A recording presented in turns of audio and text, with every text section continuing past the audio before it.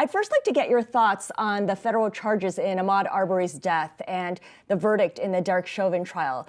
They're overdue, certainly, but would you say that there are steps in the right direction? I mean, I think this is part of the problem where we start to celebrate things which should just be obvious, right?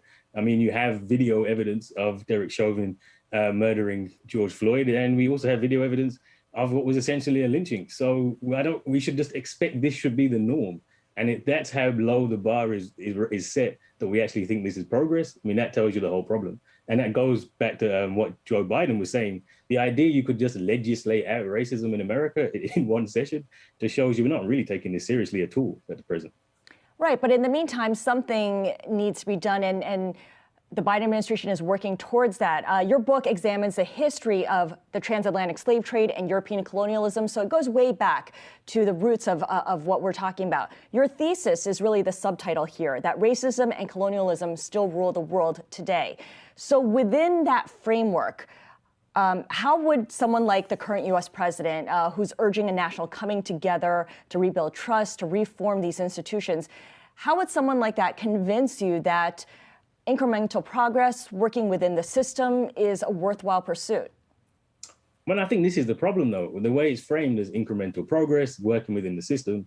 I mean, you have to understand America is a racist project. I mean, from its very beginnings, what it essentially is Europe on steroids, a place where European colonialists go and create a system built on white supremacy, which explains why there's so much violence, why the police carry guns, why we're seeing this play out today. And so if it was genuinely serious, say, well, actually, this isn't about trust. I mean, it's not that Black people don't trust the system that's a problem. The problem is the system. And it's about much more than trying to cross hands across the aisles. It's about saying, let's think about defunding the police. Let's think about decarceration. We have to take these much more transformative steps, because baby steps are not in the right direction. They just, in some ways, make it worse. Transformative steps without legislation, though, where does that lead us? Because then you open up Pandora's box. Well, Pandora's box is exactly what needs to be opened up, right? I mean, the actual system is the problem. And think about the electoral system in the United States, the fact that Trump got in on the Electoral College, which was a compromise for slave owning states, right? The South. So, I mean, I think this is the whole system. The idea you could fix racism within the system of America, which is based on racism, is the entire problem. And what we should be saying is it's not about legislation, it's about transformation.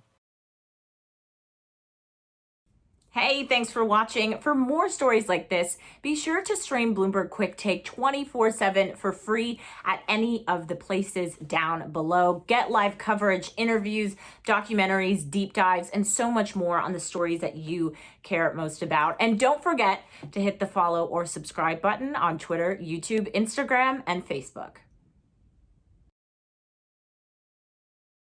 Hey, thanks for watching Bloomberg Quicktake Now. Subscribe to our channel to see the biggest stories the moment they happen from around the world. And tune in to our 24/7 live stream for global news coverage, documentaries, interviews, deep dives, and shows on the stories that you care most about.